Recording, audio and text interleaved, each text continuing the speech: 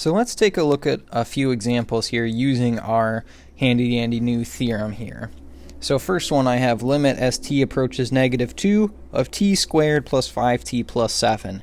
Here, this is a polynomial. We just said at the end of the last video, you know what? If you're looking at the limit of a polynomial, you can just take that number and plug it in. So I'm going to take -2, plug this in. -2 squared plus 5 times -2 plus 7 here.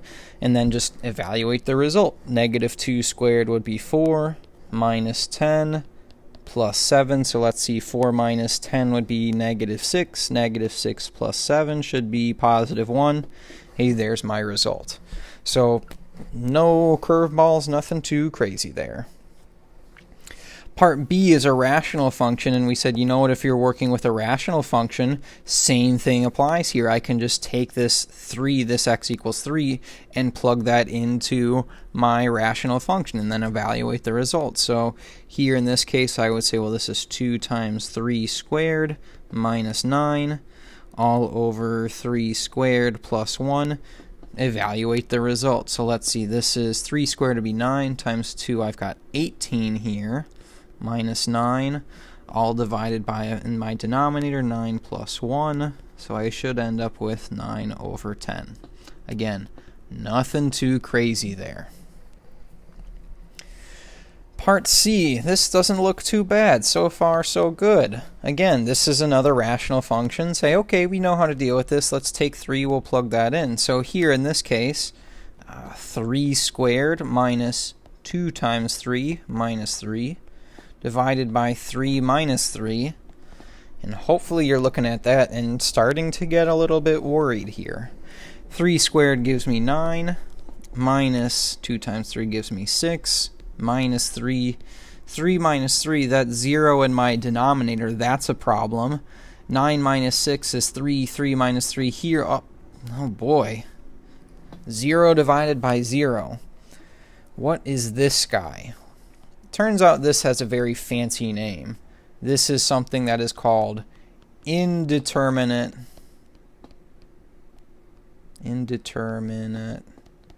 form. And essentially what that says is, well, maybe the limit exists, right? So we've seen 0 over 1. We know that, say, that's equal to 0. 1 divided by 0. This is undefined.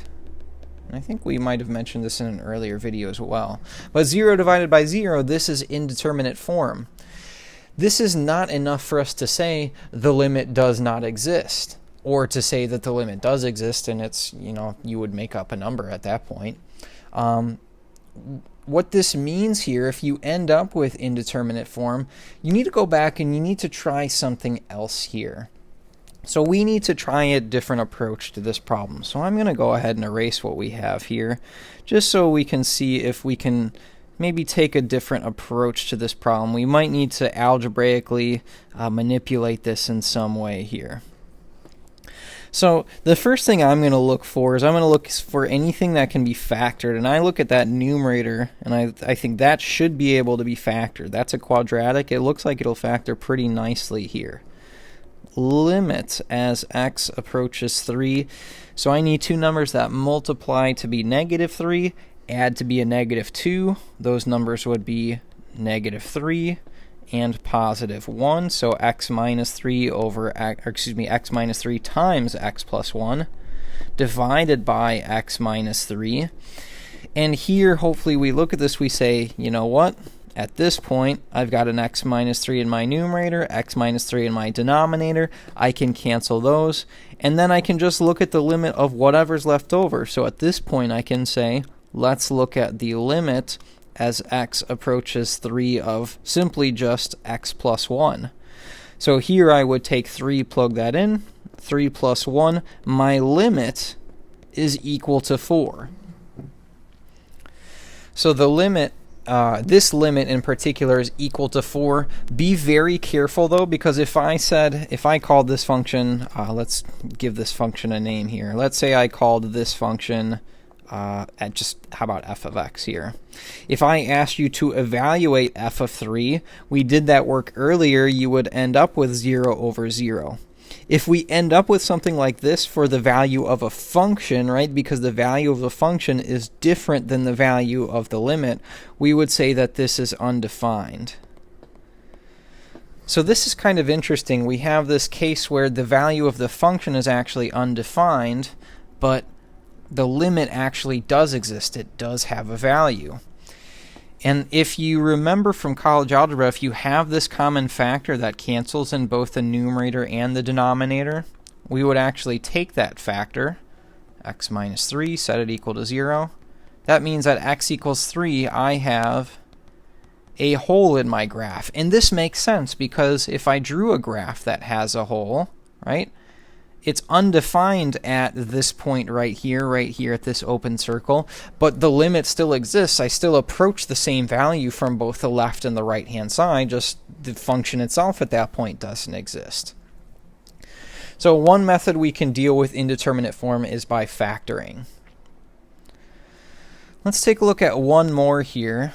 This time I've got limit as x approaches 1, x minus 1 over square root of x minus 1. So let me grab a blue here.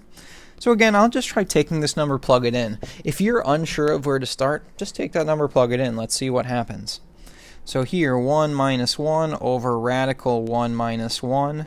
1 minus 1 is 0. Denominator, 1 minus 1, 0 over 0. This is once again indeterminate form.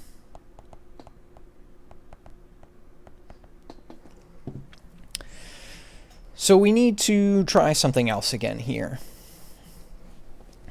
We could factor, and if you're very, very good at factoring, you actually could factor this one, but most of us probably wouldn't see it. I know if I were to look at this, I would not think, oh, let's go ahead and factor.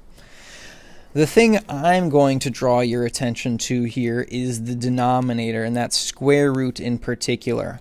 If you end up with an indeterminate limit, you've got this square root.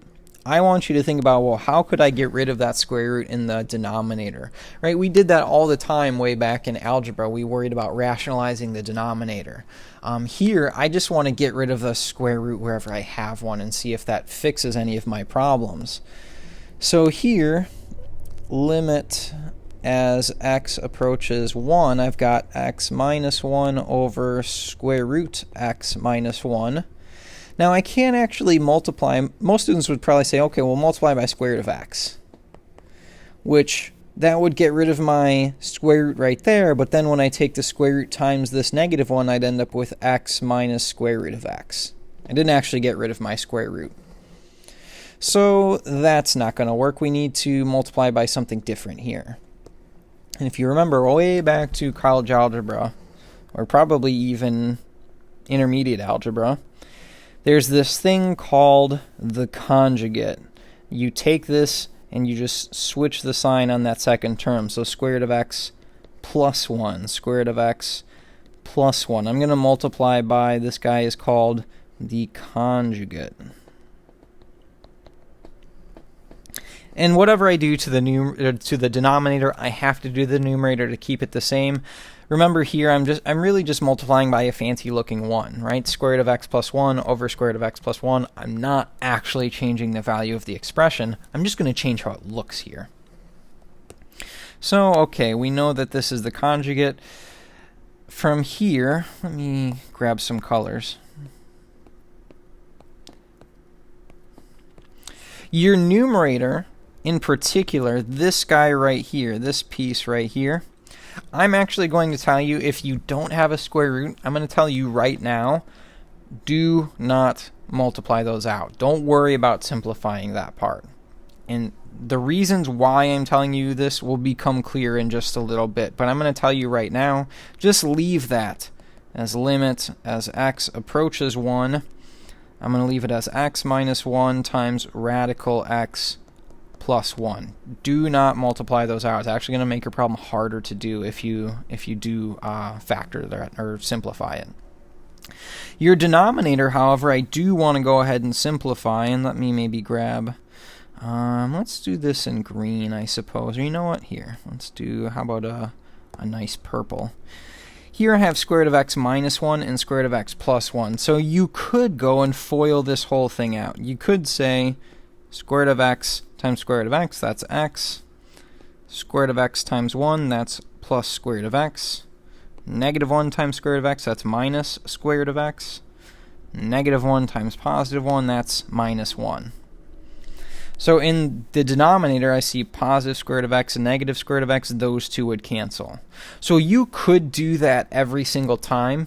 And for this problem, it's not too bad. I don't think it's too bad to FOIL that out. But I worry about problems that get more complicated than this. So just to show you another way you could do this, you could look at this and say, well, this is a minus b. Over here, this looks like a plus b if I call a square root of x and if I call b 1. So really what I have in that denominator is a minus b times a plus b, which I know, you know what, that is actually just the factored form of a difference of two squares, a squared minus b squared. So another way I could do this, I could say, you know what, I'm going to square square root of x and I'm going to square 1. Square root of x squared, this would just give me x minus 1 squared, would just give me 1. So that's another way you can think about it. In either case, you'll end up with the same result. This ends up being really nice for more complicated functions.